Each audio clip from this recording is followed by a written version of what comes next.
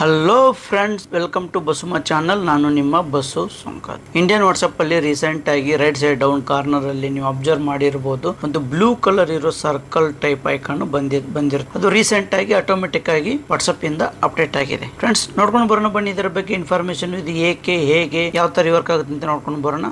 Friends, ಈ button ಯಾಕೆ ಅಂತಂದ್ರೆ ಇದು ಆರ್ಟಿಫಿಷಿಯಲ್ ಇಂಟೆಲಿಜೆನ್ಸ್ ಫೀಚರ್ ಇರೋ ಬಟನ್ ನ ಪ್ರೊವೈಡ್ ಮಾಡಿದರೆ. ನಾವು ಆರ್ಟಿಫಿಷಿಯಲ್ ಇಂಟೆಲಿಜೆನ್ಸ್ ಇರೋ ಫೀಚರ್ ಏನಾದರೂ ಯೂಸ್ ಮಾಡ್ಬೇಕಂದ್ರೆ ವಾಟ್ಸಪ್ಪಲ್ಲಿ ಇರೋವಾಗ ಈ ಬಟನ್ ಕ್ಲಿಕ್ ಮಾಡಿ ನಾವು ಫೀಚರ್ನ ಯೂಸ್ ಮಾಡಬಹುದು. ಉದಾಹರಣೆಗೆ ಅಥವಾ ಹೇಗೆ ಯೂಸ್ ಮಾಡೋದು ಅಂತಂದರೆ, ಇದನ್ನು ಕ್ಲಿಕ್ ಮಾಡಿದರೆ ಒಂದು ಚಾರ್ಟ್ ವಿಂಡೋ ಓಪನ್ ಆಗುತ್ತೆ. ವಿಂಡೋ ಓಪನ್ ಆದಮೇಲೆ ಆ ಚಾರ್ಟ್ ವಿಂಡೋ ಬಾಡಿಯಲ್ಲಿ ನಮಗೆ ಬೇಕಾದ ಆಟೋ ಕಂಪ್ಲೀಟೆಡ್ ಅಥವಾ ಸಜೆಷನ್ ಕೊಡ್ತಾ ಇರುತ್ತೆ. ನಾವೇನು ಸರ್ಚ್ ಮಾಡ್ತೀವಿ ಅಂತೇಳಿ. ಫಾರ್ ಎಕ್ಸಾಂಪಲ್ಲು ಬ್ಯೂಟಿಷಿಯನ್ ಇದ್ದರೆ ಬ್ಯೂಟಿ ರಿಲೇಟೆಡ್, ಅಥವಾ ಏನಾದರೂ ಎಜುಕೇಷನ್ ಪರ್ಪಸ್ ಆಗಿರ್ಬೋದು, ಅಥವಾ ಕಂಟೆಂಟ್ ನಮಗೆ ಯೂಟ್ಯೂಬ್ ಅಥವಾ ಏನಾದರೂ ಮಾಡಬೇಕಾದ್ರೆ ಕಂಟೆಂಟ್ ರಿಲೇಟೆಡ್ ಏನಾದರೂ ಸರ್ಚ್ ಮಾಡ್ಬೋದು, ಅಥವಾ ಏನಾದರೂ ಸ್ಟೂಡೆಂಟ್ ಏನಾದರೂ ತಮಗೆ ಸರ್ಚ್ ಮಾಡ್ಬೋದು. ಫಾರ್ ಎಕ್ಸಾಂಪಲ್, ಈಗ ಆರ್ಟಿಫಿಷಿಯಲ್ ಇಂಟೆಲಿಜೆನ್ಸ್ ಅನ್ನೋದು ಮಾರ್ಕೆಟಲ್ಲಿ ತುಂಬ ಬಂದಿದೆ, ಆಲ್ರೆಡಿ ತುಂಬ ಹೆಸರಾಗಿದೆ.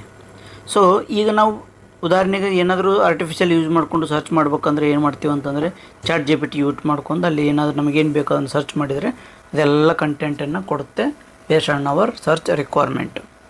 ಈ ಫೀಚರ್ ಕೂಡ ಹಾಗೆ ಅದೇ ಥರ. ಫಾರ್ ಎಕ್ಸಾಂಪಲ್, ಉದಾಹರಣೆಗೆ ಹೇಳೋದಾದರೆ, ನಾನು ಬೆಂಗಳೂರಲ್ಲಿ ಇದ್ಕೊಂಡು ನಾನು ಸರ್ಚ್ ಮಾಡಿದರೆ ನಿಯರ್ ಬೈ ಪ್ಲೇಸಸ್ ಅಥವಾ nearby historical places to visit Bengaluru ಅಂತ ಕೊಟ್ಟರೆ, ಬೆಂಗಳೂರು ನಿಯರ್ ಬೈ ಇರೋ ಎಲ್ಲ ಪ್ಲೇಸಸ್ನ ಸರ್ಚ್ ಮಾಡಿ ಕೊಡುತ್ತೆ.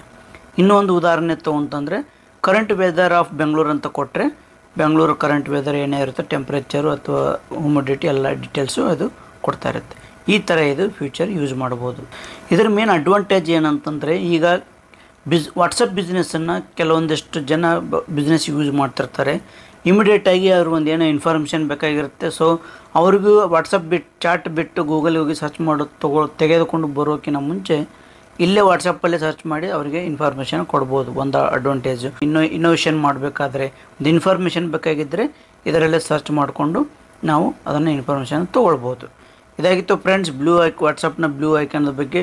ಇಷ್ಟ ಆಗಿದ್ದರೆ ಸಬ್ಸ್ಕ್ರೈಬ್ ಮಾಡಿ, ಲೈಕ್ ಮಾಡಿ, ಶೇರ್ ಮಾಡಿ. Thank you.